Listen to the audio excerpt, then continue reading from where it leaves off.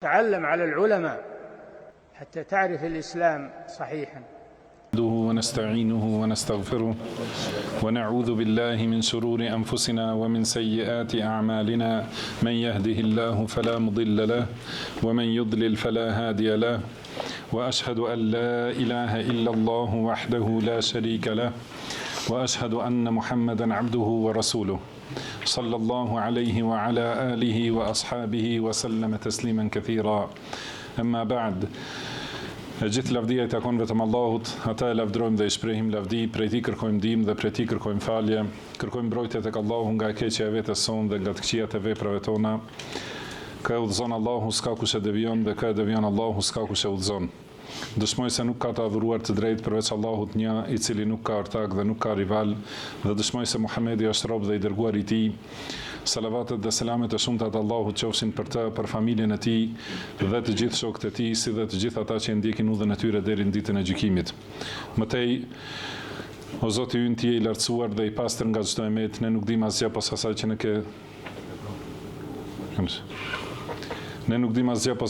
ke mësuar Ti, në të vërtetë Ti je I gjithdituri, I urti. O Allah, na bëj të dobishme ato që na ke mësuar, na mëso ato që na bën dobi. Në çdo diturin, na përmirëso gjendjen tonë të rësi dhe mos na lër të mbështetur në vetët tona asnjë çast. Mëtej, vëllezër të dashur dhe të nderuar, e falenderojmë Allahun subhanahu wa taala që edhe një herë na mblodhi për ta përmendur ata dhe për të folur për fenë e Tij të madhërisme, se kjo padyshim është prej mirësive më madhështore që Allahu ja jep robit të Tij, që t'ja mundsoj ta kuptoj fenë e Tij. Dhe për këto, do të thënë, këtë seminar që lutim Allahun të jetë I bekuar dhe I bereqetshëm dhe I dobishëm, që është seminari I tretë I organizuar këtu te vëllezërit tan në xhamin Ashabus Sunne në Zürich. Është një prej këtyre takimeve në të cilat mblidhen besimtarët për të takuar me njëri tjetrin, për të shtuar lidhjen e vëllazërisë dhe gjithashtu për ta përkujtuar njëri tjetrin për atë që bën dobi dhe që është e mirë, për ta mësuar fenë e Allahut, për ta lexuar librin e Allahut dhe për ta mësuar me njëri tjetrin dhe për ta përmendur Allahun e lartësuar. Edhe në këtë seminar marrin pjesë hoxhallar të nderuar dhe të vlerëshëm. Allahu I ruajt dhe u dhënë sukses të gjithëve. Për rëndësinë e diturisë edhe peshën e kësaj besoj dëgjuat disa prej mësimeve dhe hutbën e kështu me radhë. Dhe nuk ka nevojë të përsëritim. Në këtë seminar, megjithse pak me vonesë e kam lajmëruar titullin e mësimeve të mia dhe kemi zgjedhur për këto mësime një libër ose një shkrim të shkurt të Sheikhul Islam Ibn Taymiyes rahimahullah, I cili është ky shkrim gjendet I mbledhur në Majmu' al-Fatawa. Është vëllimi 10, faqja 387. Kjo shkresë ose ky libër I vogël I Sheikhul Islam Ibn Taymiyes ka të bëjë me definicion ose shpjegim për adhurimin dhe dallimet mes adhurimeve të ligjshme, shariatike dhe adhurimeve të shpikura, do të thotë bidatet. Padyshim se kjo temë ka të bëjë, do të thënë, hyn në temat e akides. Pasi kur mësojmë akiden, do të thënë, e kuptojmë se adhurimi duhet të bëhet, do të thotë, për ta plotësuar shahadetin. Adhurimi dhe praktika është pjesë e plotësimit të shahadetit. Dhe që të jetë adhurimi I pranuar dhe të jetë në përputhje me shahadetin, duhet të jetë I pastër për Allahun subhanahu wa taala, I përkushtuar vetëm ndaj Allahut dhe I pastër nga shirku, syefaqësia dhe njollat të tjera, dhe të jetë në përputhje me sunetin e pejgamberit sallallahu alaihi wasallam. ose tjetë, domethënë, në përputhje me atë që e ka shpallur Allahu me Kur'anin dhe Sunetin. Dhe kjo është, domethënë, pjesë e plotësimit të shahadetit, pjesë e plotësimit të fjalës la ilaha illallah, nuk ka të adhuruar të drejtë përveç Allahut, dhe Muhammedur Rasulullah, Muhamedi është i dërguari i Allahut, sallallahu alaihi wasallam. Po ashtu besoj ju të gjithë e keni mësuar të mësimet e para të 3 themelet se dëshmia që Muhamedi është i dërguari i Allahut sallallahu alaihi wasallam përfshin 4 çështje dhe çështja e 4 është që mos adhurohet Allahu asesi përveç se sipas asaj që e ka bërë të ligjshme ai, që e ka bërë të ligjshme Allahu dhe që e ka praktikuar pejgamberi sallallahu alaihi wasallam. Për këtë shkak kjo temë ka rëndësi të madhe. Pasi njeriu në këtë botë është i krijuar që ta adhurojë Allahun. Edhe për ta plotësuar këtë adhurim duhet të ketë të plota 2 aspektet e fesë. Do të thënë aspekti teorik ose aspekti i besimit, i akides, dhe aspekti praktik, do të thënë aspekti i veprave dhe zbatimit të urdhrave, largimit prej asaj që ka ndaluar Allahu subhanahu wa taala. As e para as e dyta nuk plotësohet përveç se me ndjekjen e Kuranit dhe Sunetit. Dhe në veçanti këtu Sheikhul Islam Ibn Taymiyah rahimahullah flet për domethënë aspektin e veprave. Domethënë që duhet të jenë në përputhje me Sunetin e pejgamberit sallallahu alaihi wasallam, sepse ka thënë pejgamberi sallallahu alaihi wasallam, "Men amila amalan laysa alaihi amruna fa huwa radd." Domethënë kush bën një vepër që nuk është sipas urdhrit ton, ai është i refuzuar dhe vepra e tij është e refuzuar. Dhe kjo është mësim, domethënë kjo fjalë është mësim se njeriu patjetër veprat e tij t'i bëj sipas veprave dhe urdhrave të pejgamberit sallallahu alaihi wasallam. Edhe kjo çështje është që e ka përsëritur pejgamberi sallallahu alaihi wasallam vazhdimisht në secilën ligjërat dhe në secilën hutbe, secilin fjalim, ka thënë pejgamberi sallallahu alaihi wasallam, "Amma ba'd fa inna asdaq al-hadithi kitabullah." Do thotë fjala më e saktë, më e drejtë edhe më e vërtet është libri i Allahut ose fjala e Allahut. Wa khayra al-hadi hadi Muhammedin sallallahu alaihi wasallam. Edhe udhëzimi më i mirë është udhëzimi i Muhamedit sallallahu alaihi wasallam. Domethënë këtu ka të bëjë me sqarimin e veprave ose ibadeteve, adhurimeve të ligjshme. Pra këto janë më të mirat. Rruga më e mirë është rruga e Muhamedit sallallahu alaihi wasallam. Wa sharra al-umuri muhdathatuha, dhe veprat më të këqija janë shpikjet në fe. Pra këtu sqarohet pjesa ose aspekti tjetër që është që janë, domethënë, veprat dhe ibadetet, adhurimet e shpikura. Domethënë këto janë më të këqija. Wa sharra al-umuri, domethënë veprat më të këqija janë shpikjet në fe.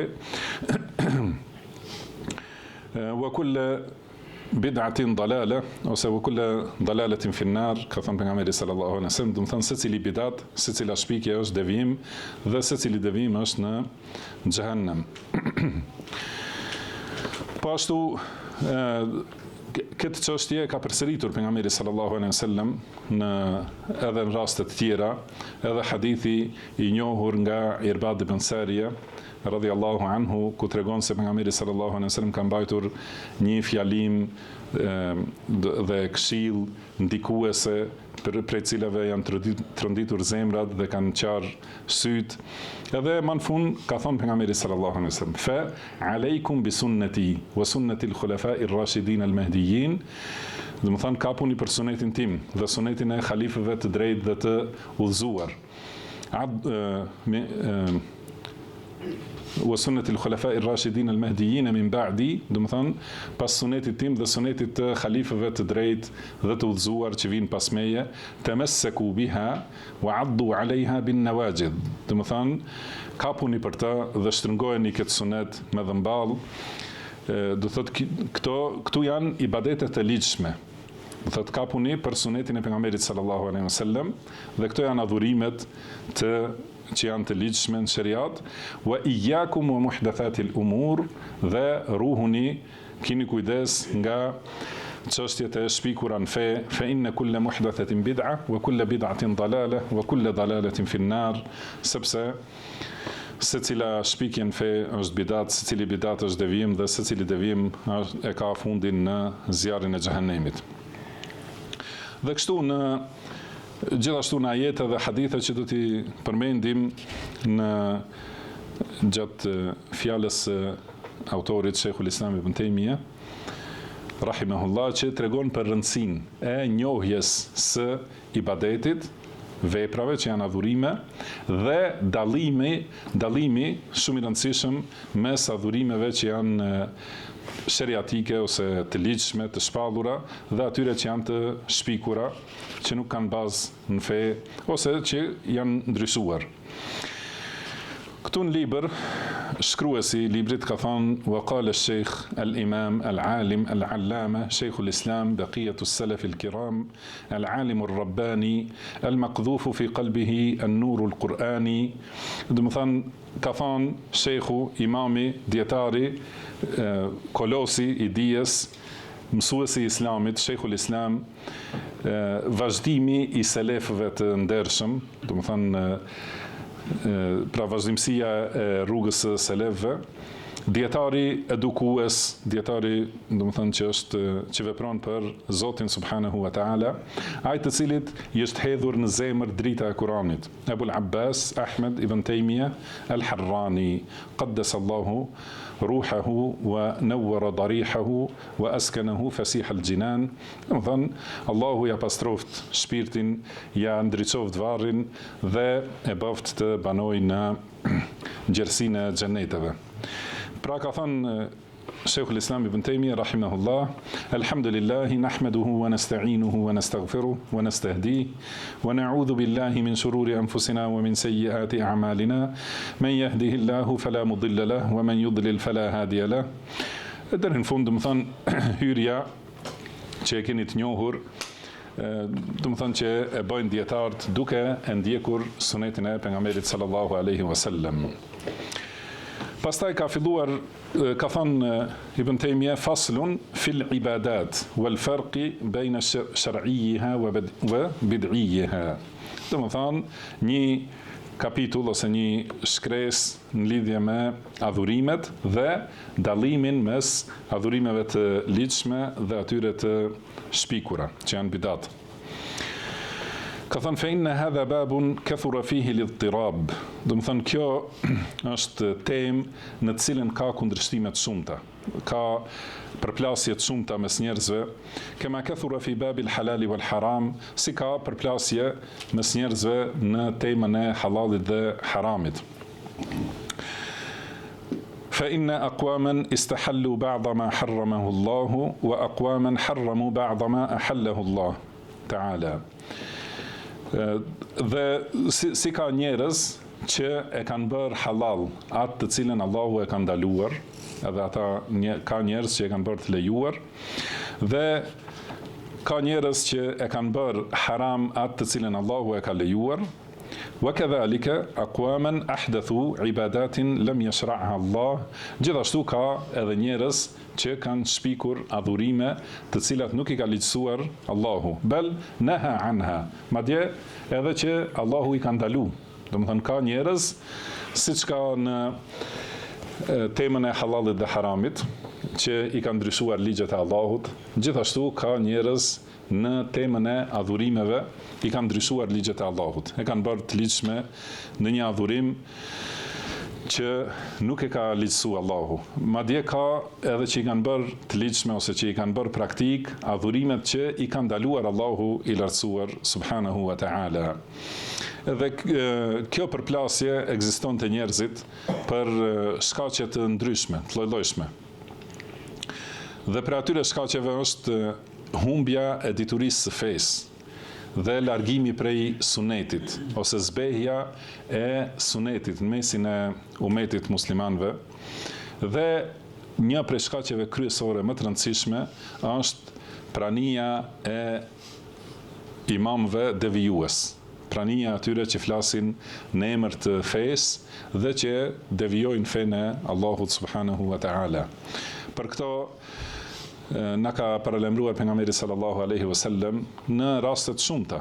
Edhe ka thënë pejgamberi sallallahu alaihi wasallam, Allahu nuk e largon diturinë duke e shkulur nga zemrat e njerëzve, por e largon diturinë duke i marrë dietart, derisa mos mbetet asnjë dietar, dhe atëherë njerëzit i marrin për udhëheqës, ignorantët, dhe ata pyeten dhe përgjigjen pa dituri, dhe kështu devijojnë vetë dhe i devijojnë të tjerët. Edhe, domethënë këtë mënyrë këta njerëz u bëjnë njerëzve të ligjshme adhurimet që nuk i ka bërë të ligjshme Allahu subhanahu wa ta'ala. Edhe për këtë shkak ka përplasje mes muslimanëve, domethënë në lidhje me njohjen e adhurimeve dhe llojeve të adhurimeve. Pastaj ka thënë wa aslu din an al halala ma ahallahu Allahu wa rasuluhu. Domethënë baza e fesë edhe esenca e fesë është që halal është ajo të cilën e ka bërë halal Allahu dhe i dërguari i tij sallallahu alaihi wasallam, wal haram ma harramahu Allahu wa rasuluhu. Edhe haram është ajo që e ka bërë haram Allahu dhe i dërguari i tij. Wad dinu ma shara'ahu Allahu wa rasuluhu. Edhe fe është ajo, domethënë fe, besim, akide dhe adhurim është ajo që ka bërë të ligjshme Allahu dhe i dërguari i tij. Laysa li ahadin an yakhruja 'ani as-sirat al-mustaqim alladhi ba'atha Allahu bihi rasulahu. Domethënë askush nuk ka drejt të dalë nga rruga e drejtë, askujt nuk i lejohet dhe askush nuk e ka të drejtën që të largohet nga rruga e drejtë me të cilën Allahu e ka dërguar të dërguarin e tij sallallahu alaihi wasallam. Thot قال الله تعالى, Allahu i lartësuar ka thënë, wa anna hadha sirati mustaqiman fattabi'uhu wa la tattabi'u as-subula fatafarraqa bikum an sabilihi dhalikum wassakum bihi la'allakum tattaqun. Domethënë kjo është rruga ime e drejtë, atë ndiqeni dhe mos ndiqni rrugica, sepse ato ju largojnë nga rruga e Allahut, me këtë ju porosis, domethënë që t'jeni të ruajtur. Edhe thot ky ajet, domethënë është i qartë se secili e ka obligim ta ndjek rrugën e drejtë, me të cilën Allahu e ka dërguar pejgamberin sallallahu alaihi wasallam. Pra nuk është askush i obliguar ta ndjek mendimin e dikujt ose partinë e caktuar ose ndonjë grup të caktuar, por i gjithë njerëzimi, edhe në veçanti muslimant të cilët ja kanë dhënë besën Allahut subhanahu wa ta'ala, e kanë thënë dëshminë e madhrishme, dëshminë e tauhidit, ata patjetër e kanë obligim që ta ndjekin vetëm rrugën e drejtë të Allahut subhanahu wa ta'ala, të cilën Allahu ja ka shpallur të dërguarit të tij sallallahu alaihi wasallam. Dhe Allahu këtu gjithashtu edhe në këtë ajet e shohim adhurimet e ligjshme, sheriatike dhe adhurimet e shpikura ose bidatet. Ka thonë, pra kjo është rruga ime e drejtë, atë ndiqeni. Domethënë keni obligim të bëni ibadete, adhurime sipas asaj që e ka bërë të ligjshme Allahu. Wala tattabi'u as-subul, edhe mos i ndiqni rrugicat, domethënë çdo gjë tjetër që është jashtë kësaj rrugës së drejtë. Edhe këtë na e ka ilustruar pejgamberi sallallahu alaihi wasallam në formë domethënë ilustrative të qartë, ta dimë sikur e shohim, që është përmendur në hadithin që ka përmendur këtu Sheikhul Islam Ibn Taymija, ka thënë wa fi hadithi Abdullah ibn Mas'ud radhiyallahu anhu an an-nabi sallallahu alaihi wasallam annahu khatta khattan wa khatta khututan an yaminihi wa shimalihi. Domethënë transmeton Abdullah ibn Mas'ud radhiyallahu anhu se pejgamberi sallallahu alaihi wasallam ka vizatuar një vijë dhe nga të dy anët e asaj vije ka vizatuar vizat tjera dhe ka thënë hadha sabilullah, domethënë kjo është rruga e Allahut, wa hadhihi subul, edhe këto janë rrugica të tjera, domethënë këto vijat djathtas dhe majtas janë rrugica, ala kulli sabili minha shejtanun yad'u ilej, domethënë në kryet secilës rrugic ka nga një shejtan që thret në ta. Domethënë patjetër shikoni rruga e Kuranit edhe rruga e pejgamberit sallallahu alaihi wasallam ose metoda menhexhi është që gjithmonë të sqarohet e vërteta dhe të nxitet për ta ndjekur atë dhe të sqarohet e kota, edhe të bëhet paralajmërim kundër së kotës dhe kundër njerëzve që thrasin për të kotën.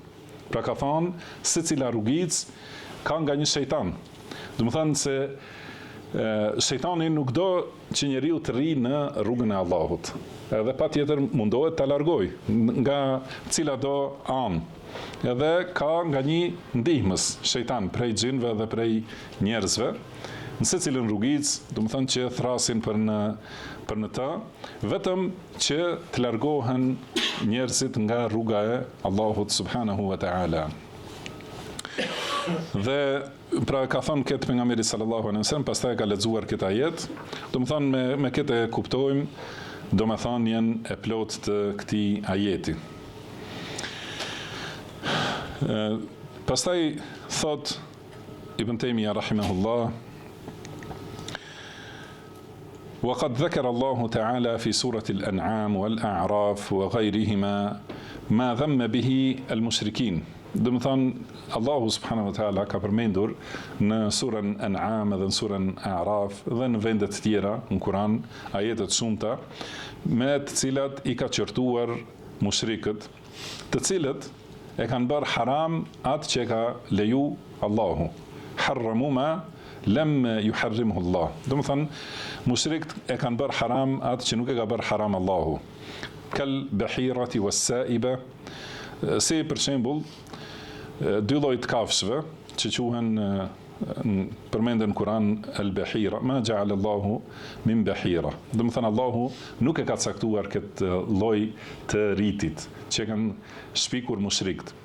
Dhe kjo ka qenë që kanë pas një besim që nëse deveja lind disa herë femra ose disa herë meshkuj dhe me radhë, dhe kanë caktuar, do të thënë këtë me 5 herë, do të thënë 5 herë lind të njëjtën, kanë thënë që duhet të lihet si kurban për Allahun. Edhe atëherë, kurban do të thënë për idhujt, për të adhuruarit e tyre. Edhe atëherë e kanë bërë të ndaluar që kjo deve të ngarkohet ose të futet në punë ose gjithashtu do të thënë të përdoret për udhtim, të hipin mbi të njerëzit, e kanë lënë do të thënë në këtë mënyrë si kurban ose flim për të adhuruarit e tyre ose për Allahun. Do të thënë, me rëndësi është se këtë formë të rritit nuk e ka bërë të ligjshme Allahu subhanahu wa ta'ala. Do të thënë, kjo është bahira, kurse sa'iba është gjithashtu tjetër lloj deveve në përgjithësi, do të thënë pa lindje, do të thënë që është caktuar si kurban. Edhe ose është si rit fetar me të cilin ata kanë pretenduar se bëjnë adhurim. Do të thënë që të lihet, mos përdoret për asnjë gjë deveja, as pak, do të thënë që të jetë e dedikuar për adhurimet e tyre. Do të thënë këto janë ibadete që i kanë shpikur mushrikët. Edhe shikoni, do të thënë shpikja e ibadeteve ose shpikja e bidateve nuk është diçka e re. Do të thënë ka ekzistuar edhe te popujt e mëparshëm. Edhe kjo shpikje ka bërë që njerëzit do të thënë kanë nxjerr ibadete të reja, rregulla të reja, edhe kanë bërë halal dhe haram, saqë kanë nxjerr një fe krejtësisht tjetër. Do të thënë mushrikët në kohën e pejgamberit sallallahu alaihi wasallam kanë pretenduar se janë në fenë e Ibrahimit alayhi salatu wassalam. Mirpo fenë e Ibrahimit alayhi salatu wassalam të cilën e kanë marrë, kanë transmetuar nga Ibrahimi alayhi salatu wassalam, kanë filluar të shpikin bidate në të. Si e dini, do të thënë disa çështje të haxhit për shembull, që kanë thonë se banorët e haremit nuk duhet shkojnë në Arafat, banorët e Mekës, do të thënë, ose e kanë pas bidatin e bërjes së tawafit lakuriç pa rroba dhe bidate të tjera. Do të thënë këto kanë qenë bidate që i kanë fut në fenë e pejgamberit më parshëm. Edhe duke futur bidate, e kanë shtu edhe bidatin e shirkut. Do të thënë më i tmerrshmi nga të gjithë, edhe e kanë bërë, domethënë, të lejuar që të kenë ndërmjetës mes tyre dhe Allahut subhanahu wa taala, edhe duke thënë si ka përmendur Allahu, se ata kanë thënë ma na'buduhum illa li yuqarribuna ila Allahi zulfa. Domethënë këta i adhurojmë vetëm që të na afrojnë tek Allahu, domethënë me afërsi, na afrojnë tek Allahu. Pra kanë pretenduar se kanë ndërmjetës që i afrojnë te Allahu subhanahu wa taala. Kjo e gjitha është duke filluar me bidate në forma të adhurimit. Domethënë bidate, sikur ka fillu shirku në fillim, krejt e dini, domethënë për herë të parë që ka fillu shirku te njerëzimi është me bidat. Domethënë që kanë vendosur të bëjnë idhuj ose skulptura te vendet ku kanë bërë ibadet ata njerëz të mirë, dhe ata gjithashtu të bëjnë ibadet aty në ato vende, dhe të jenë këto figurat e këtyre njerëzve të mirë për kujtim, për ta shtuar ibadetin. Edhe kjo formë e ibadetit ka qenë bidat, domethënë që nuk e ka bërë të ligjshme Allahu subhanahu wa taala, atëherë ky bidat i ka çuar deri në atë më të tmerrshme dhe më të keqen që është shirku. Pra ata thot Ibn Taymija se kanë bërë haram atë që nuk e ka bërë haram Allahu, siç janë bahira dhe saiba, wastahallu ma harramahu Allah, edhe e kanë bërë të lejuar atë që ka ndaluar Allahu, siç është vrasja e fëmijëve, wa shara'u dinan lam ya'dhan bihi Allah, edhe atëherë ata kanë bërë të ligjshme një fe tjetër, të cilën nuk e ka lejuar Allahu, ose nuk ka urdhëruar Allahu për ta. E Allahu am lahum shuraka shara'u lahum min ad-din ma lam ya'dhan bihi Allah.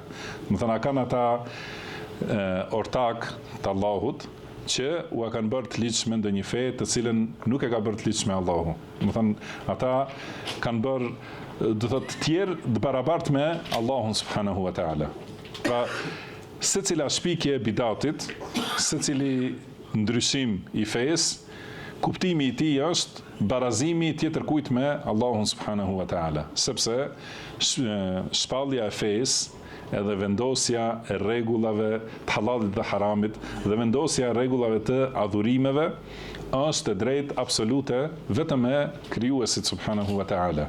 Vetëm ai shpall ligje dhe shpall adhurime dhe rite, dhe ndryshimi i këtyre ose shtimi në adhurime, domethënë është që dikush barazohet me Allahun subhanahu wa taala. Për këtë shkak Allahu ka thënë am lahum shuraka, domethënë kanë ortak ata, a din ndonjë që është i barabartë me Allahun, pra nuk ekziston askush që është i barabartë ose është ortak i Allahut subhanahu wa taala.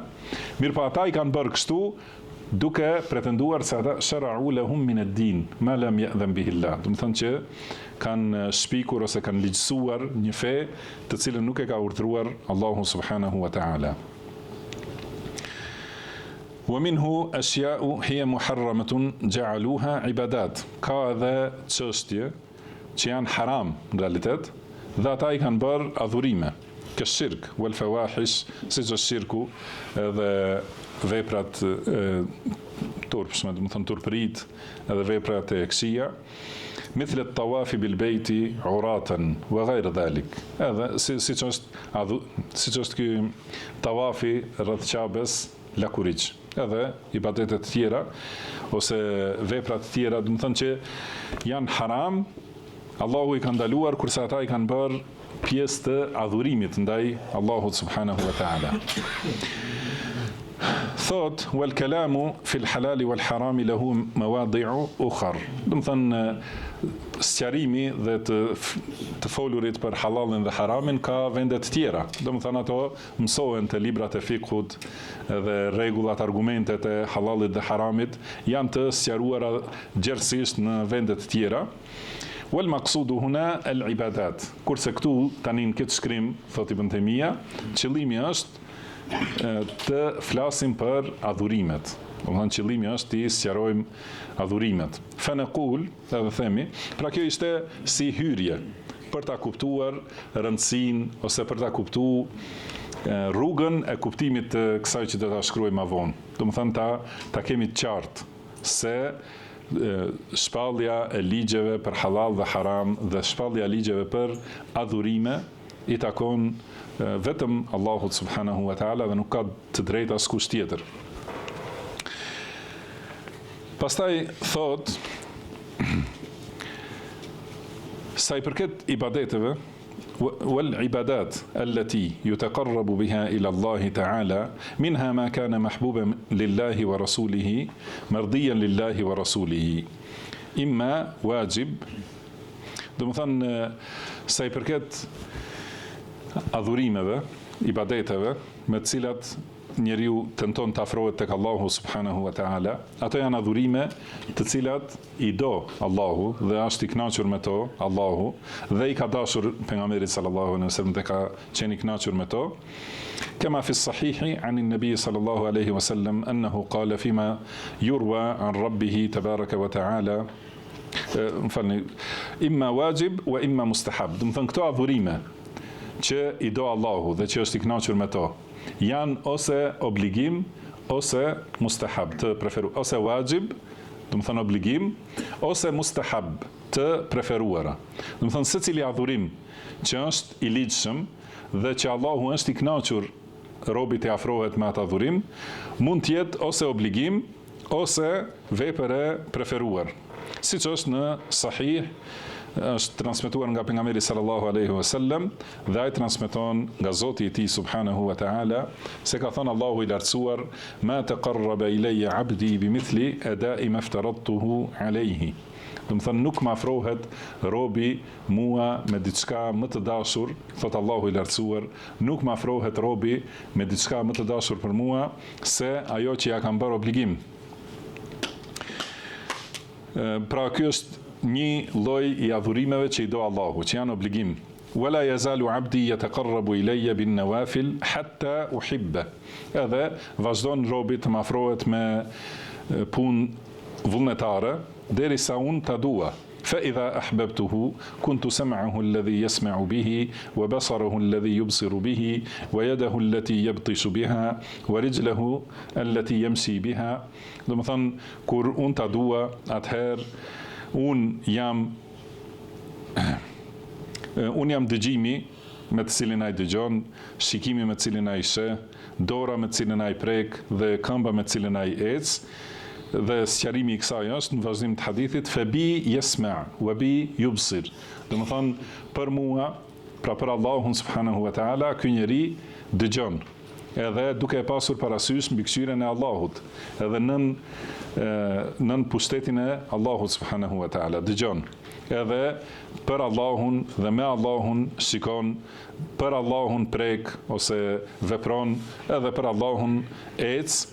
Wala in sa'alani la u'tiyanna, edhe nëse më kërkon diçka do t'i jap. Wala in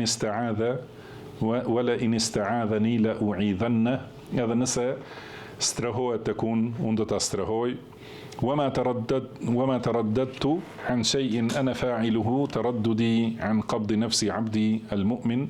Dhe thot Allahu i lartësuar, do të thënë nuk hezitoj për asgjë, do të thënë siç kam si Allahu nuk e dëshiron, do të thënë këtë që t'ja marrë shpirtin robit të tij besimtar, sepse yakrahul mauta wa akrahu musa'atahu. Do të thënë ai njeriu e urren vdekjen. Dhe thot Allahu pra këtij robi të dashur, edhe që është i afruar tek Allahu, do të thënë thot Allahu nuk du t'i bëj diçka që atij nuk i pëlqen. Do të thënë saqë edhe te vdekja, do thotë mos flasim për çështje tjera, do të thënë te vdekja Allahu nuk e do ta shqetësoj robin e tij ose t'i bëj diçka që ai nuk e dëshiron. Wala budda lahu minhu. Mirpo vdekja është e domosdoshme, patjetër.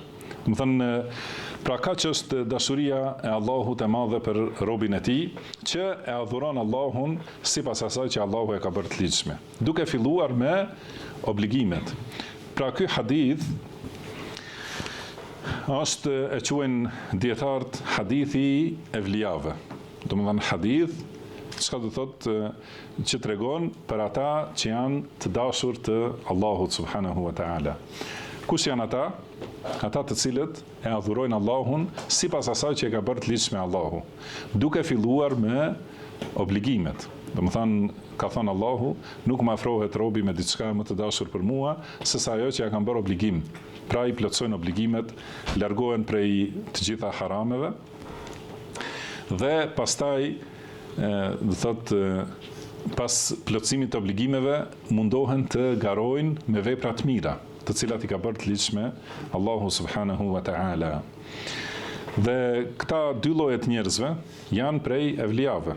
Do të thënë, ai njeri që i kryen të gjitha obligimet në formën e plot dhe nuk bën harame, largohet prej haramit.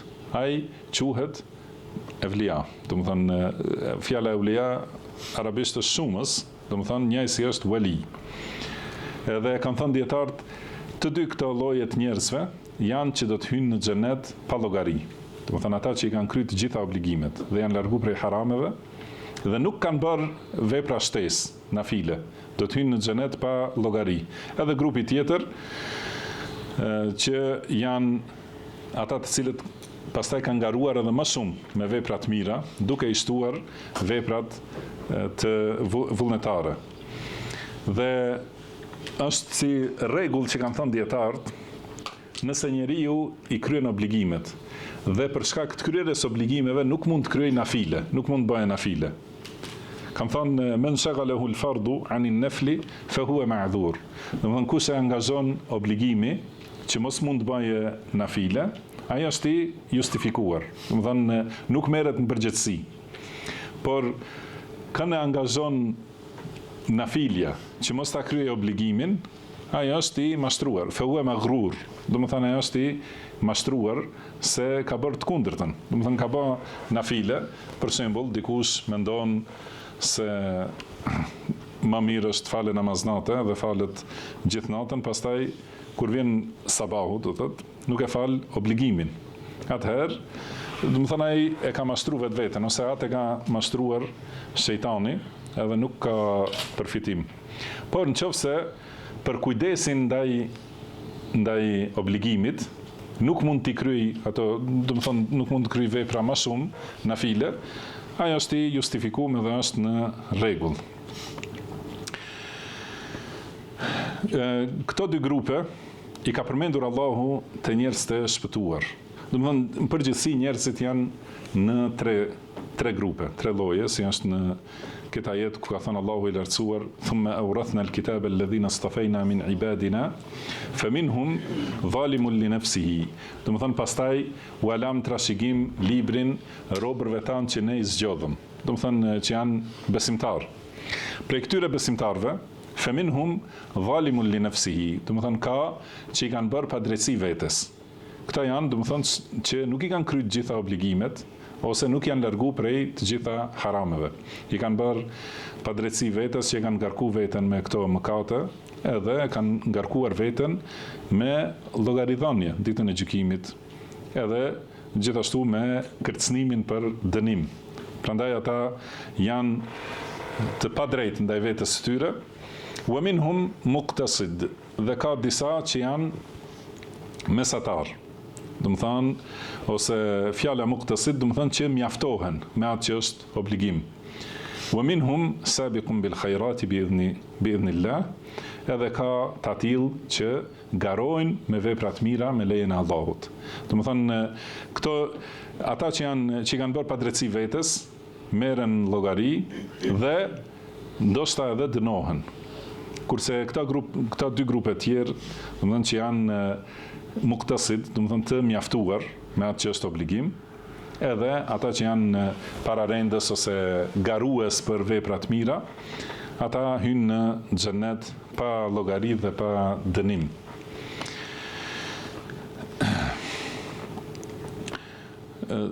Pastaj aty në xhenet ka shkallë të ndryshme.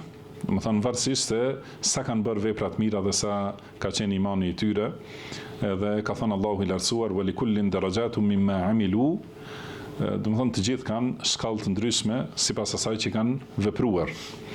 Edhe atyre u jepet shpërblimi plot dhe nuk u bëhet asnjë lloj padrejtësie.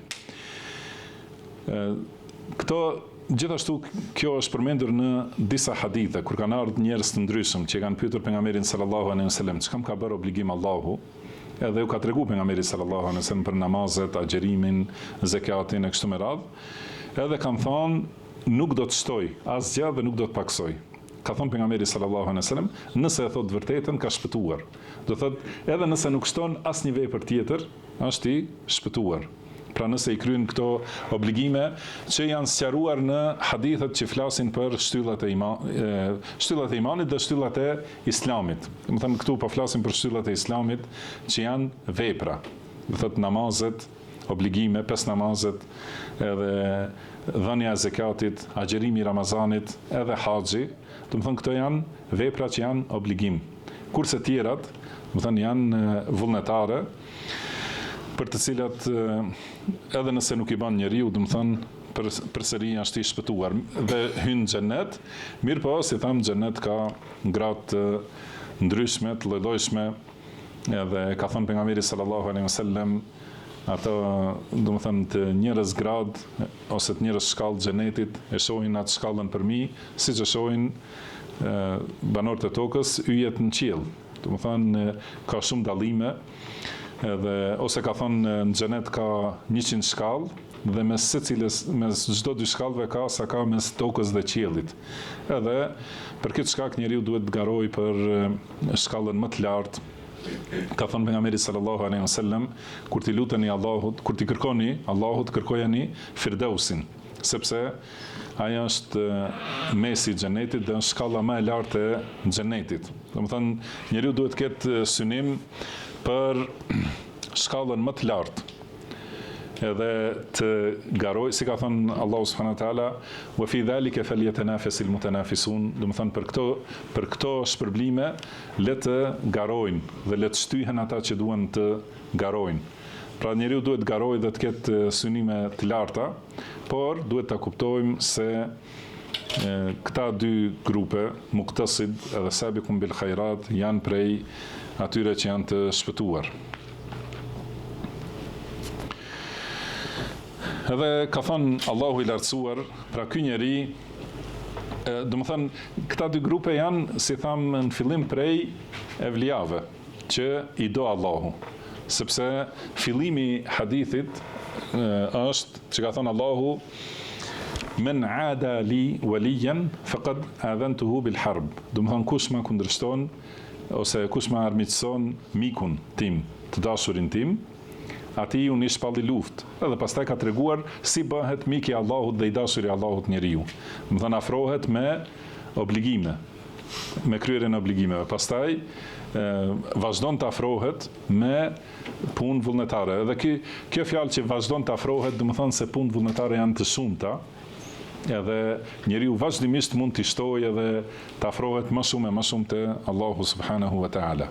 Atëherë këta njerëz, nëse i luten Allahut, kur ti luten Allahut, do të thënë Allahu ja jep atë për cilën luten, nëse kërkojnë diçka, Allahu i jep, nëse strehojnë ata te Allahu, kërkojnë mbrojtjen e Allahut, Allahu i mbron prej çdo gjëje që kërkojnë ata mbrojtje.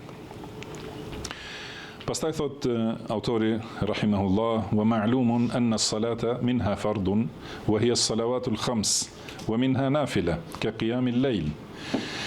Edhe është e ditur se namazi ka disa prej namazeve që janë obligim, siç janë 5 kohët e namazit. Edhe ka namaze që janë nafile, siç është namazi natës. Pra tani fillon të hyjë në detajet e adhurimeve në përgjithësi. Do të thënë që ta kuptojmë çka janë adhurimet e ligjshme. E dim se Allahu na ka bërë të ligjshëm dhe na ka urdhëruar për namaz. Edhe disa prej namazeve, që janë 5 namazet brenda natës dhe ditës, janë obligim. Edhe me ato njeriu i afrohet Allahut. Dhe ka namazet të tjera që janë nafile. Dhe për këtyre nafileve, më e dashura nafile, më e mira, është namazi i natës, se ka thënë pejgamberi sallallahu alaihi wasallam, namazi më i vlefshëm pas namazit obligim është namazi i natës. Edhe ai, do të thënë, me shpërblime të shumta dhe me vlera të shumta është namazi i natës, prej këtyre namazeve që janë nafile. Thot wa kadhalika as-siyamu fihi fardun wa huwa sawmu shahri Ramadan. Edhe agjerimi, gjithashtu ka agjerim që është obligim, dhe ajo është agjerimi i muajit Ramazan. Wa minhu nafila, edhe ka agjerim që është vullnetar, ka siyami 3 ayami min kulli shahrin, siç është, do të thënë, për agjerime vullnetare, është agjerimi i 3 ditëve prej secilit muaj. Edhe ky agjerim i 3 ditëve nga secili muaj është i barabartë në shpërblim me agjerimin e gjithë jetës. Do të thënë, nëse njeriu e praktikon këtë agjerim vullnetar në secilin muaj nga 3 ditë, edhe këto 3 ditë nuk duhet të jenë patjetër, nuk është patjetër, do të thënë që të jenë të bashkuara, ose të jenë në fillim ose në fund ose në mes. Do të thënë, brenda një muaji njeriu duhet, është kjo e preferuar, edhe ky është agjerimi më i preferuar për agjerimeve vullnetare, që të agjeroj nga secili muaj 3 ditë. Do të thënë, i agjeron në fillim të muajit ose në mes ose në fund, të bashkuara ose të ndara. Me të gjitha këto forma e arrin këtë shpërblim të madh të Allahut subhanahu wa ta'ala. Pastaj ka thënë wa kadhalika as-safar ila al-masajid, ila al-masjid al-haram, fardun. Do të thënë, gjithashtu udhëtimi në al-masjid al-haram, udhëtimi për në Mekë, edhe për ta vizituar Ka'ben, është obligim. Do të thënë, është obligim haxhi një herë në jetë, ose edhe vizita, do të thënë, me umre një herë në jetë. Do të thënë, vizita e Ka'bes edhe udhëtimi për ta vizituar Ka'ben është udhëtim që është ibadet dhe që është obligim. Do të thënë ky. Pastaj, pas kësaj, çdo gjë tjetër është nafile. Dhe gjithashtu tjetër udhëtim për ibadet, do të thënë që është nafile, është vizita e xhamisë pejgamberit sallallahu alaihi wasallam dhe vizita e al-Masjidul Aqsa. Do të thënë, pra vizita e Ka'bes është një herë në jetë obligim me haxh dhe me umre. Pastaj pas kësaj, çdo herë haxh ose umre të tjera janë nafile. Kurse vizita e xhamisë pejgamberit sallallahu alaihi wasallam dhe xhamisë Aqsa, do të thënë, është çdo herë nafile. Do të thënë, vizitë vullnetare dhe e preferuar.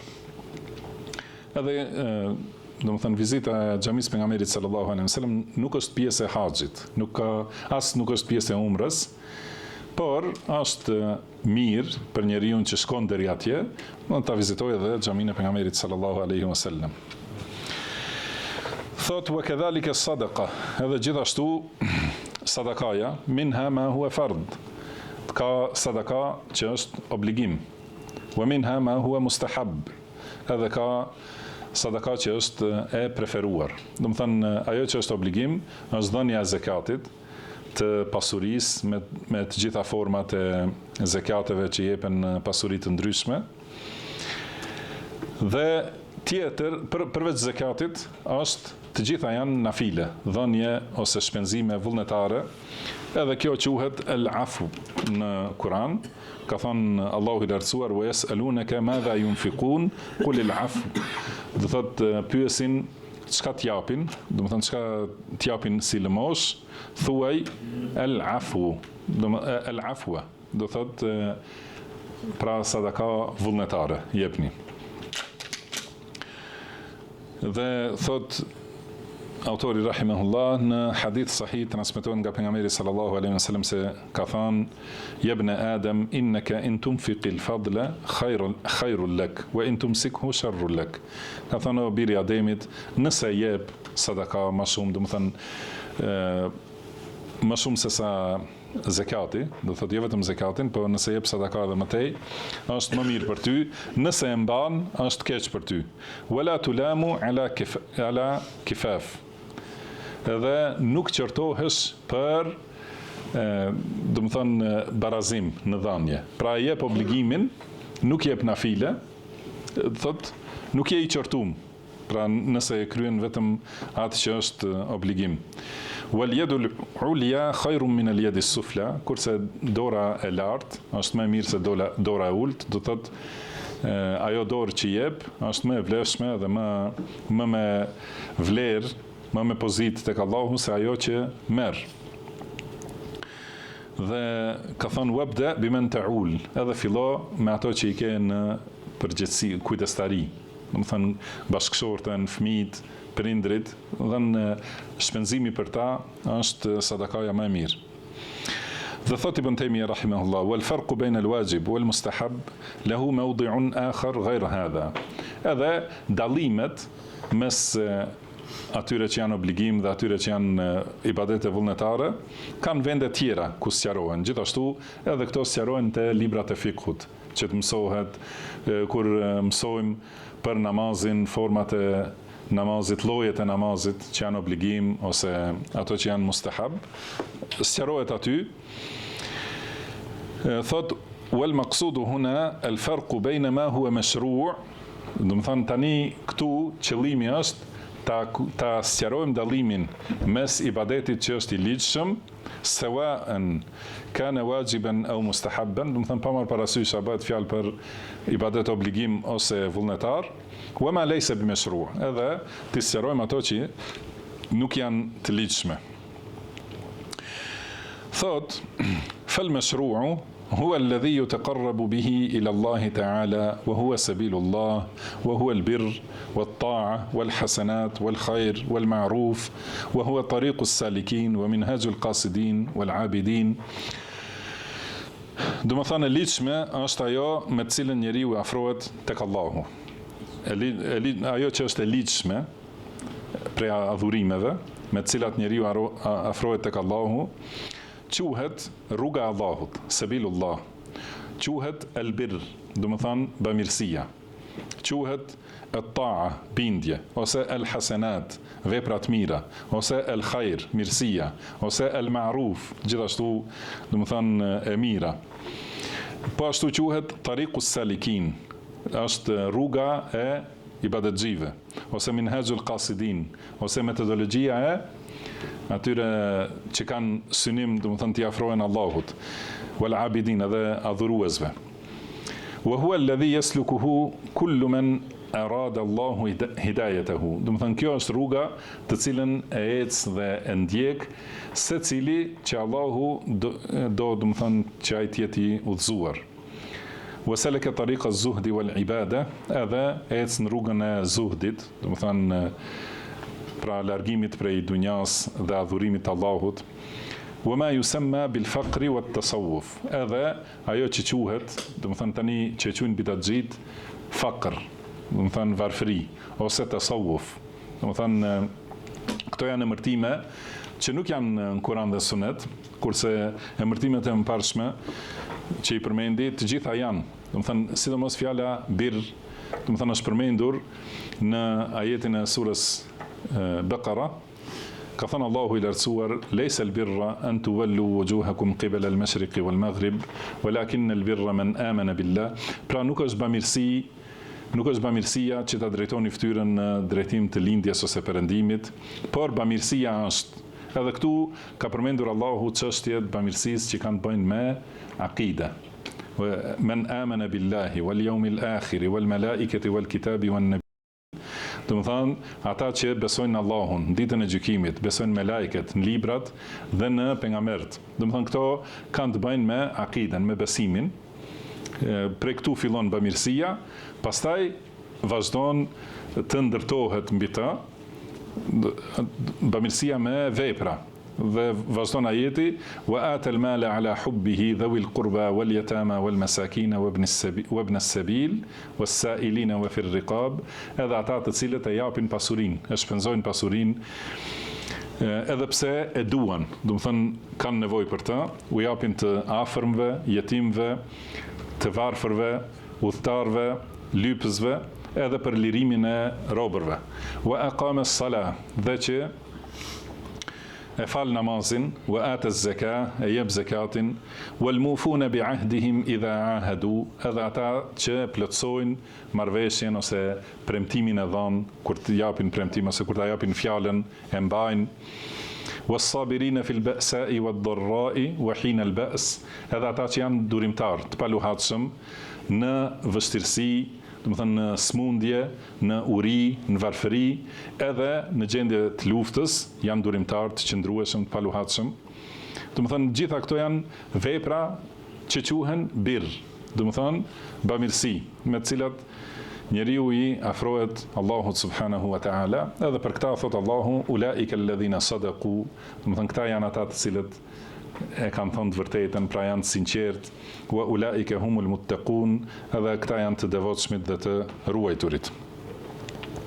Pra këto janë emërtime për të mirën, për këtë rrugë të afrimit tek Allahu subhanahu wa ta'ala, që janë përmendur në për ajete dhe hadithe, edhe ka emërtim që kanë shpikur disa njerëz bidatit, i kanë thonë tasawuf, do më thonë sufizëm, ose dhe me sikur largim prej lukseve të dunjas, ose i kanë thonë faqr, do më thonë varfëri, pra braktisje e dunjas, edhe për këto do t'i sqaroj Ibn Taymija më vonë. Do më thonë këto janë emërtime, e kanë sjell emrin që nuk është i ligjshëm. Dhe për shkak të këtij emri pastaj kanë nxjerr rregulla dhe forma të adhurimit që nuk janë të ligjshme. Edhe ato do t'i përmendim më vonë me lejen e Allahut. Pastaj thot wala rayba anna hadha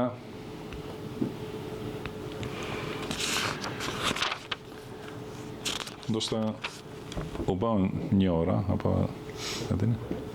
Kur fillon? Okay. Pastaj thot autori rahimahullah ولا ريب أن هذا يدخل فيه الصلوات المشروعة واجبها ومستحبها. Do të thënë s'ka dyshim se në këto që i përmendëm, në këtë rrugë të adhurimit dhe afrimit tek Allahu, hynë njëherë namazet e obliguara. Ato që janë, do të thënë hynë namazet, ato që janë të obliguara dhe ato që janë vullnetare.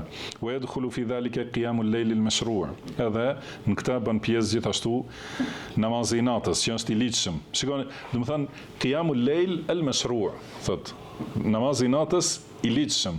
Nuk është puna vetëm me thonë namaz natë, por që është sipas sunetit pejgamberit sallallahu alaihi wasallam.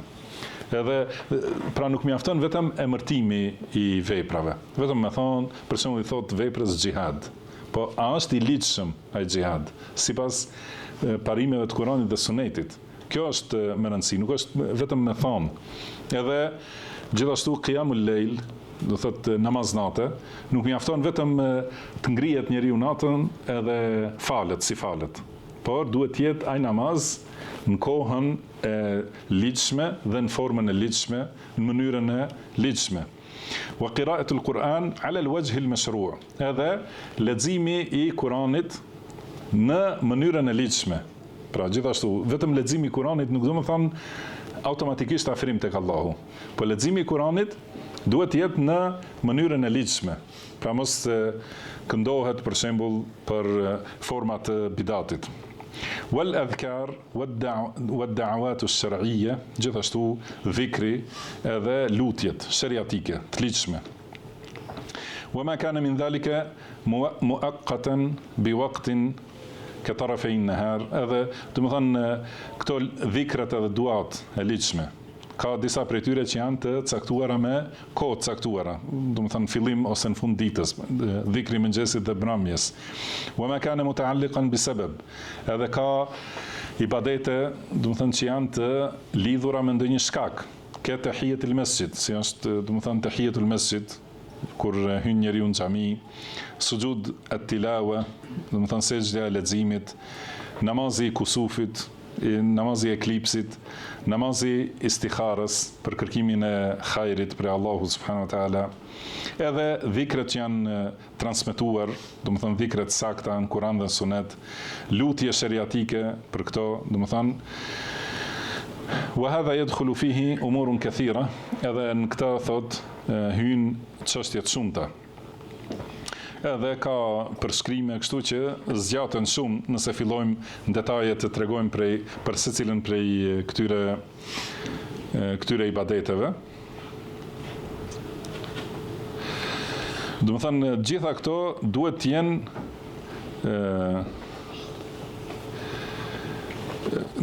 me cilësitë që janë të ligjshme. Do të thënë për shembull prej dhikrit, fjalët më të dashura tek Allahu, ka thënë pejgamberi sallallahu alaihi wasallam, janë subhanallah, walhamdulillah, wala ilaha illallah, wallahu akbar. Mirpo këto fjalë duhet jenë t'i thot njeriu në formën e ligjshme dhe në kohën kur është e ligjshme. Edhe me numër nëse janë të caktuara, domethënë numrat, ose të përgjithshme, pa numrim, nëse nuk është të caktuar. Domethënë, ky ibadet që është i ligjshëm dhe i vlefshëm në vetvete, duhet gjithashtu të bëhet në formën edhe në kohën e ligjshme. Prandaj e kundërta e kësaj, lidhje me bidatet, ka bidate që nuk është në vetvete vepra e ligjshme, si u përmendën më herët që kanë shpik mushrikt, kanë shpikur edhe më vonë, pas pejgamberit sallallahu alaihi wasallam, kanë shpikur vepra që nuk kanë qenë prezente në Kur'an dhe Sunet. Ose vepra që janë në Kur'an dhe Sunet, mirë po nuk i bëjnë në formën e ligjshme. I bëjnë me numër që kundërshton numrin e ligjshëm, ose në kohë që nuk është e ligjshme, kështu me radhë, domethënë besoj që i kuptoni këto, nuk ka nevojë shumë të zgjerohemi. Por për mbledhje të kësaj e përmendim hadithin që është domethënë ndodhin e Abdullah ibn Mas'udit, kur ka pa Ebu Musa al-Ash'ari radhiyallahu anhu ka parë në xhami disa njerëz duke bërë dhikr, edhe ka shku te Abdullah ibn Mas'ud radhiyallahu anhu. Dhe çka ka qenë vepra e tyre? Kanë thënë subhanallah, alhamdulillah, la ilaha illallah, Allahu akbar. Domethënë këto fjalë më të mira. Por janë bërë një rreth, grup, edhe njëri prej tyre ka pasur 100 gur, edhe ka thonë thuni subhanallah 100 herë. Edhe ka thonë duke e largu nga një gur 100 herë, subhanallah, subhanallah. Domethënë gjithë bashk me za. Thuni Allahu Akbar 100 herë, thuni la ilaha illallah 100 herë, e kështu, një herë gurt nga njëra anë, një herë nga ana tjetër. Njësoj siç bëjnë njerëzit sot me tespit. Domethënë që ato gurte të spive i nxjerrin një herë nga njëra anë, një herë nga ana tjetër. E për këta, kur ka ardhur Abdullah ibn Mas'ud, i ka thënë numrojni mëkatet tuaja. Uddu sayyiatikum, se unë ju garantoj që Allahu nuk do t'ua humb të mirat. Domethënë s'ka nevojë t'i numroni, që ta dini sa keni bërë dhe t'i bëni llogarit. Disa në këtë kohë nxisin njerëzit që të marrin një fletore, të shkruajnë sa herë kam thonë sot subhanallah, sa herë kam thonë kështu, sa kam thonë sadaka kështu me radhë. Nuk ka nevojë, domethënë se ato janë të shkruara dhe Allahu nuk ja humb veprën e mirë askujt. Por ti ajo që duhet të jetë brenga jote janë veprat e këqija, si të pendohesh edhe të kërkosh falje tek Allahu. Domethënë ky është qërtim prej Abdullah ibn Mas'udit radhiyallahu anhu, një prej dietarëve më të mëdhenj të sahabeve. Edhe i ka qërtuar rënd dhe ka thënë sa shpejt shkatroheni ju, o ummeti Muhamedit. Domethënë i keni ente pejgamberit sallallahu alaihi wasallam nuk janë thy, edhe teshat rrobat e tij nuk janë zvehur. Edhe ju fillu të devijoni. Edhe ka thonë, ju ose jeni në fe më të mirë se feja e Muhamedit sallallahu alaihi wasallam, ose jeni duke themeluar një devijim. Do të thonë, këto janë qërtime të rënda, edhe mohim i rënd për këtë vepër. Nuk është, do të thonë, si kam thonë, si thonë në kohën tonë, ju nuk dini tjetër veç fitne, veç të gjeni gabimet e hoxhallarëve kështu me radhë. Do të thonë gabimet patjetër duhet të qërtohen, edhe të largohen, secili sa ka mundësi.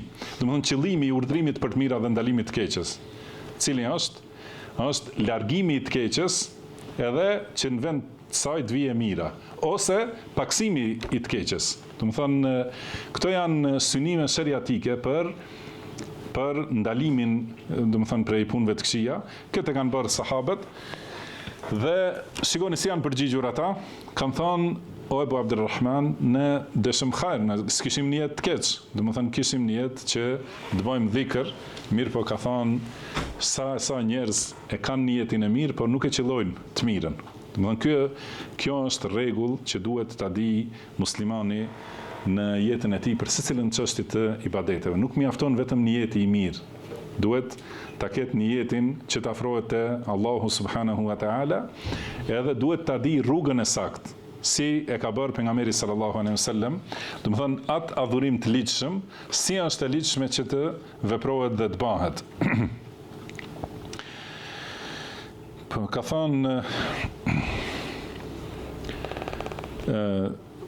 ishim të dhikri dhe duat, وهذا يدخل فيه أمور كثيرة وفي ذلك من الصفات ما يطول وصفه. Do të thonë në këtë hyn tema të shumta edhe cilësime dhe shpjegime që zgjatet shumë nëse fillojmë detajet të shpjegojmë.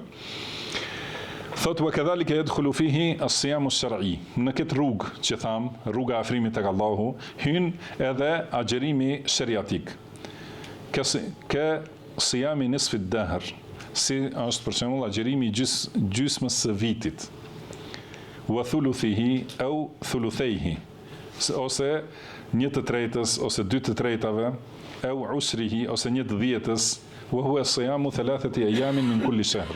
Domethënë këto që u përmendën janë gjithashtu në hadith që transmetohet nga Abdullah ibn Umar. Abdullah ibn Amr ibn al-As. Si thot këtu Ibn Taymija, do të thënë agjerimi gjysmës së vitit. Si bëhet? Një ditë po, një ditë jo. Ose 1/3, se ja ka dhënë këto opsione pejgamberi sallallahu alaihi wasallam, i ka thënë agjero një ditë dhe pusho 2 ditë. Pra kjo është 1/3 e vitit. Ose agjerimi 2/3. Do të thënë pra si i bie me llogaritjen, ose 1/10. Dhe 1/10 është duke agjeruar 3 ditë nga secili muaj. Do të thonë për çdo 30 ditëve nga 3 ditë, 1/10. ويدخل فيه السفر الشرعي. Gjithashtu në këtë rrugë të afrimit tek Allahu hyn udhëtimi sheriatik, ka safari ila Mekka وإلى المسجدين الآخرين, siç është udhëtimi për në Mekë dhe udhëtimi për të 2 xhami të tjera. ويدخل فيه الجهاد على اختلاف أنواعه. Edhe në këtë rrugë të afrimit hyn edhe lufta në rrugën e Allahut, me të gjitha llojet që i ka lufta. Pra nuk është lufta vetëm marrja e armës, ka lloje të shumta lufta në rrugën e Allahut. وأكثر الأحاديث النبوية fi salati wal jihad.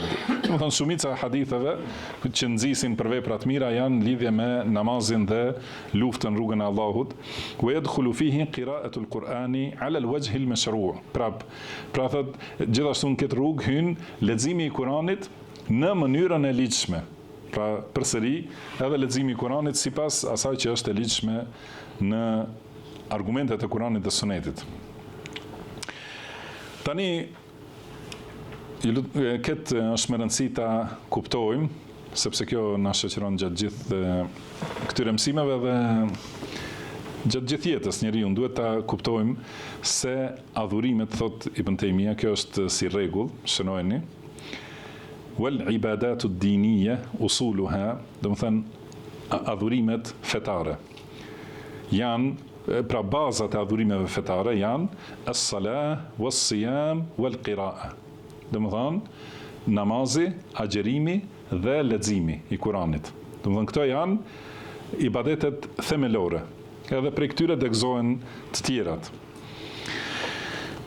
Siç është përmendur në 2 sahihet nga Abdullah ibn Amr ibn al-As radhiyallahu anhuma, thot kur erdhi ajte pejgamberi sallallahu alaihi wasallam. Edhe i ka thonë pejgamberi sallallahu alaihi wasallam, alam uhaddith annaka qulta, më kam thonë dhe me ka është e vërtet ajo që më kam thonë se ti ke thonë le asumen në nahar, do të agjeroj çdo ditë, gjithë ditën, çdo herë do të agjeroj, wala aqumen në lejl, edhe do të falem gjithë natën, wala aqra'an al-Qur'ana fi 3, edhe do të lexoj Kur'anin çdo 3 ditë. A ka thonë kështu, i ka thonë Abdullah ibn Amr ibn al-Asit. Edhe shikoni, Abdullah ibn Amr ibn al-As është prej më të rive të sahabeve. Ai ka lindur në vitin e parë të hijretit. Edhe ai ka pasur këtë vendosmëri dhe këtë ideal të lartë. Pra ka dashur që gjithë jetën e tij çdo ditë ta xhiroj, non stop. Edhe gjithë natën të falet, edhe ta lexoj Kur'anin çdo 3 ditë. Do të thonë ku jemi ne me këto ideale të sahabeve të pejgamberit sallallahu alaihi wasallam. Ka thënë Bela, i ka thënë pejgamberi sallallahu alaihi wasallam fala tafal, do të thonë mos e bën këtë. Pra kjo nuk është e ligjshme, kjo mënyrë. Do thotë i ka thënë mos e bën këtë. Fa innaka idha fa'alta dhalika hajamat lahu al-ayn wa nafihat lahu an-nafs. Se ka thënë kështu nëse bën, do të thonë syri do të lodhet edhe shpirti të bezdiset. Do të thonë do ta lësh.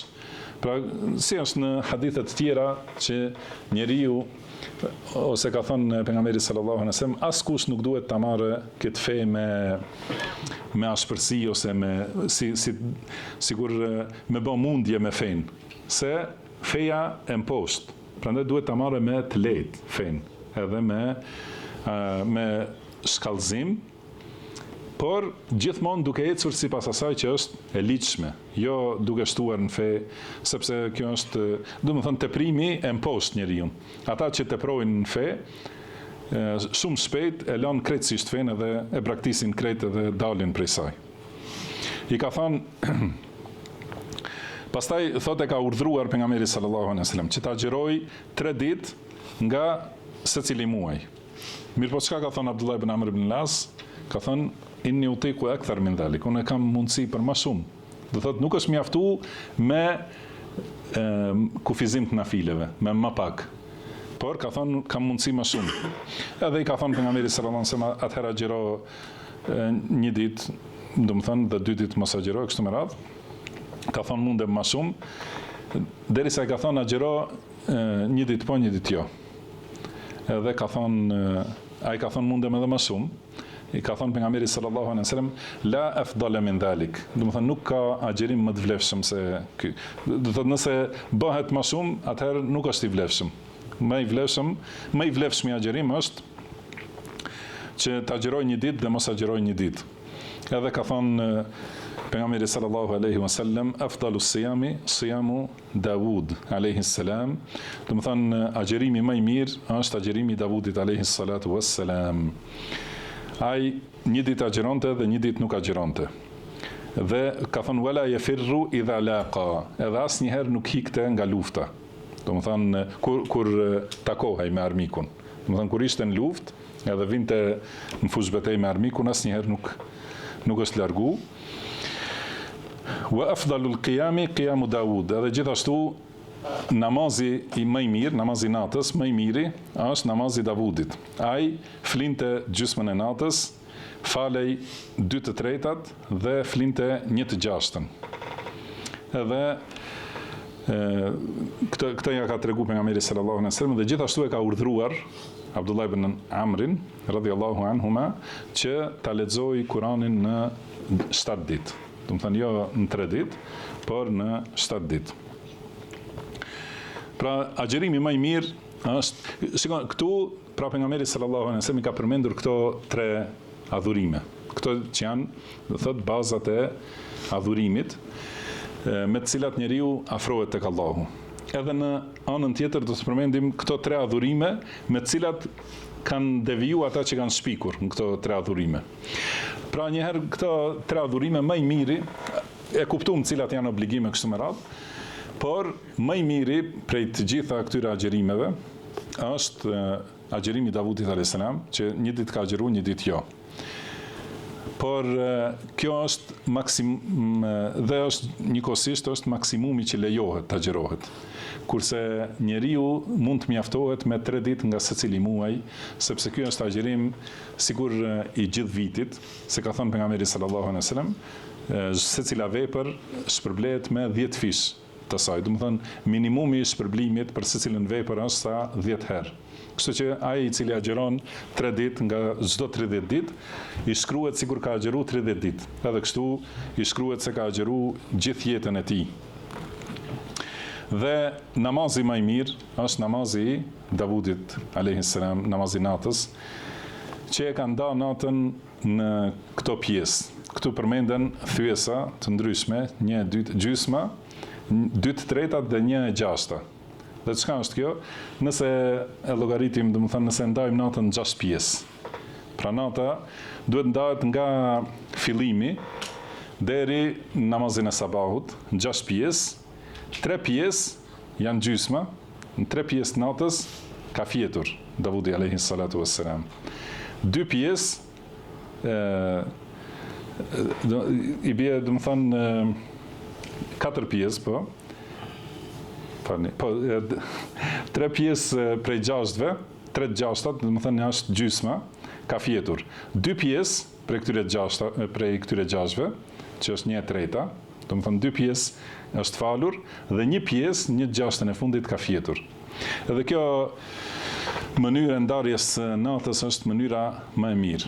Edhe për namazin e natës kanë përmendur dietarët se namazi i natës ka shkallë të ndryshme. Shkalla më e ulët është që ta falë njeriu namazin e natës ose vitrin para gjumit. Edhe kjo është e mirë, edhe e vlefshme.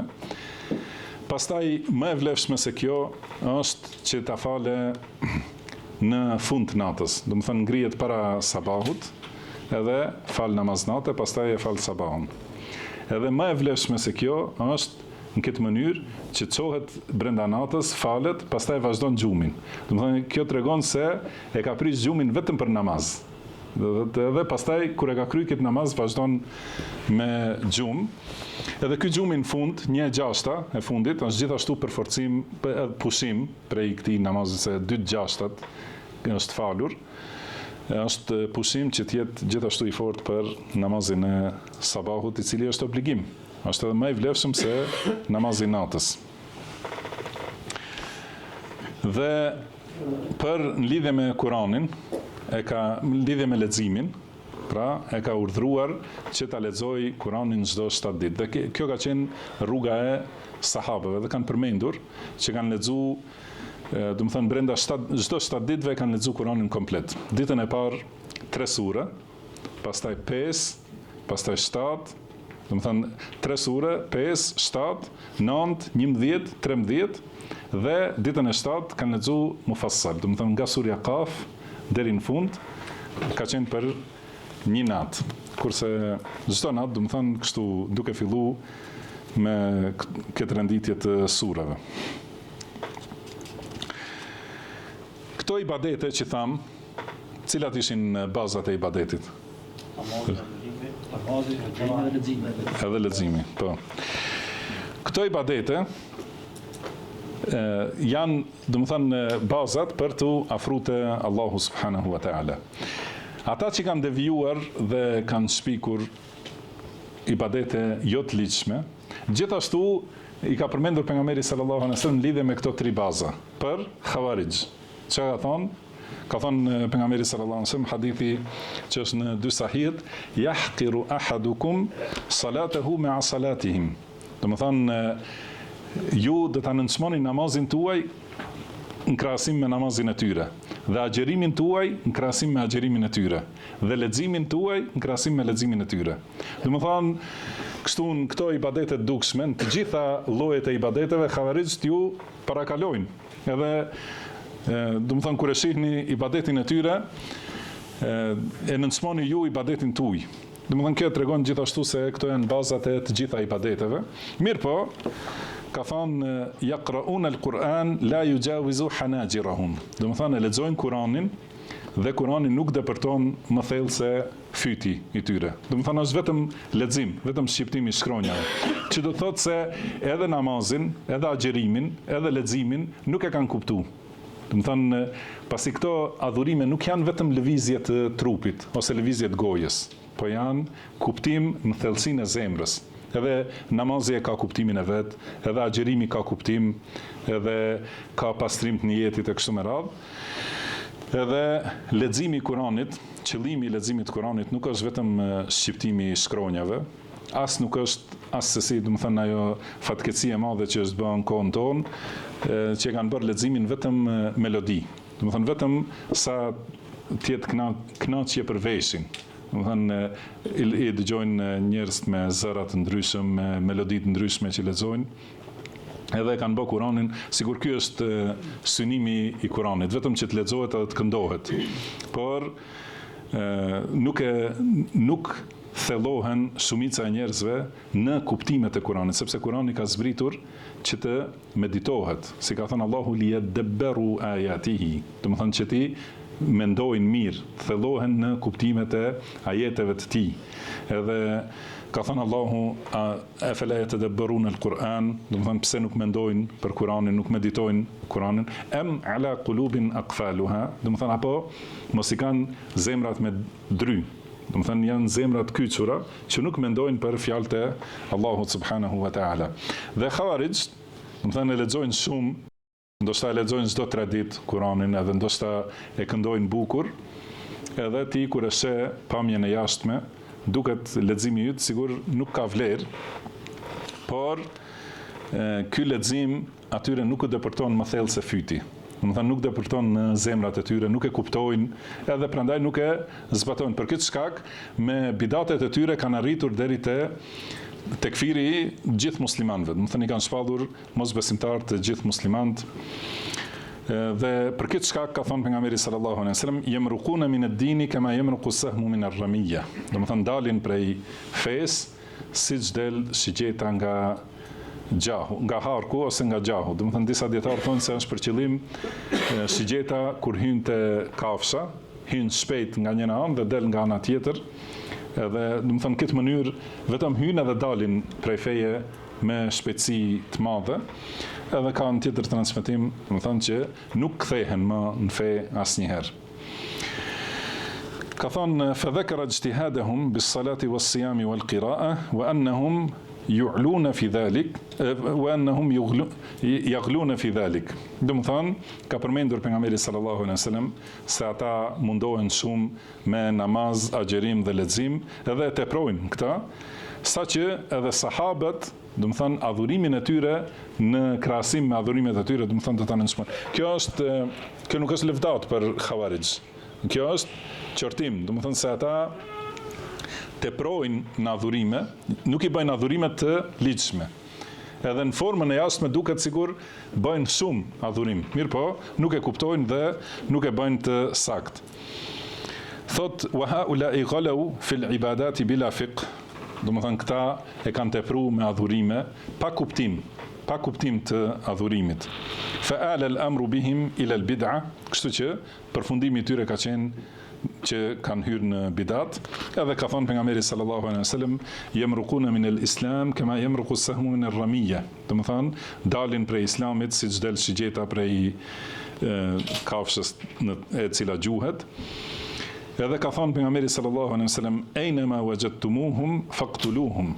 Do të thonë kudo që t'i gjeni këta, vritini, fa inna fi qatlihim ajran 'inda Allahi liman qatalahum yawm al-qiyamah. Sepse në vrasjen e tyre ka shpërblime të mëdha tek Allahu, ai njeri që i ka vrarë Khawarij, do të thonë ka shpërblime të mëdha tek Allahu në ditën e gjykimit.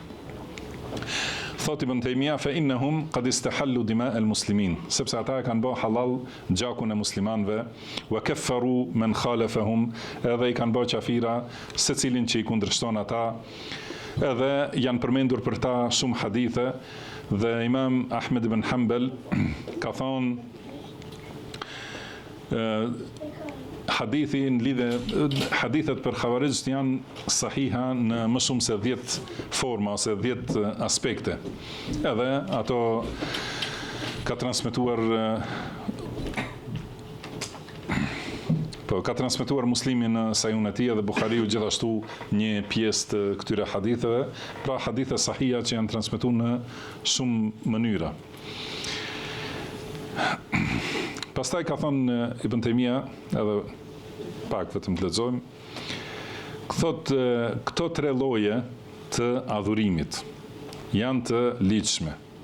Mirë po, pra këto namazi është i ligjshëm në Islam, edhe agjerimi është i ligjshëm dhe leximi i Kuranit është i ligjshëm. Mirë po, është më rëndësi të flitet se sa është sasia që është e ligjshme. Do të thonë sa është e ligjshme prej namazit, sa është e ligjshme prej agjerimit, sa është e ligjshme prej leximit. Edhe do të thonë përket ka libra, thot Ibn Taymija, ka libra pra që flasin për iktisad fil ibada. Do do thotë mjaftueshmëria ose saktësia në adhurime.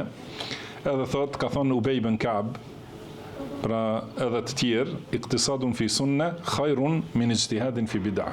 Do të thonë, me bë pak ibadet në sunnet është më mirë se shumë në bidat. Do të thonë, nëse njeriu bën pak prej adhurimeve, por që janë të sakta sipas Kuranit dhe Sunetit, ajo është e dobishme për ta, edhe është më mirë se sa me bë shumë adhurime dhe ato nuk janë sipas Sunetit, dhe ka thënë pejgamberi sallallahu alejhi wasallam, kush bën një vepër që nuk është sipas urdhrit ton, ai është i refuzuar. Do të thonë mundohet shumë, mirë po nuk ka asnjë dobi prej këtyre, prej atyre adhurimeve. Dhe ka thonë idh al-maqsudu huna al-kalamu fi ajnasi ibadatin ghayr mashru'a. Tani këtu qëllimi në këtë shkrim është të flasim për llojet e adhurimeve që nuk janë të ligjshme. Dhe hadethat fil mutaakhirin, do të thënë adhurime që kanë ndodhur ose janë shpikur te njerëzit e mëvonshëm, kal khalawat, do të thënë siç është vetmimi, do të thënë fa innaha tashtabihu bil i'tikaf ash-shar'i, sepse kjo te disa njerëz përzihet me itikafin që është i ligjshëm. Wal i'tikafu ash-shar'i fi al-masajid. Dhe itikafi i ligjshëm është në xhami, siç ka bërë pejgamberi sallallahu alaihi wasallam dhe sahabët e tij, edhe adhurime tjera të ligjshme.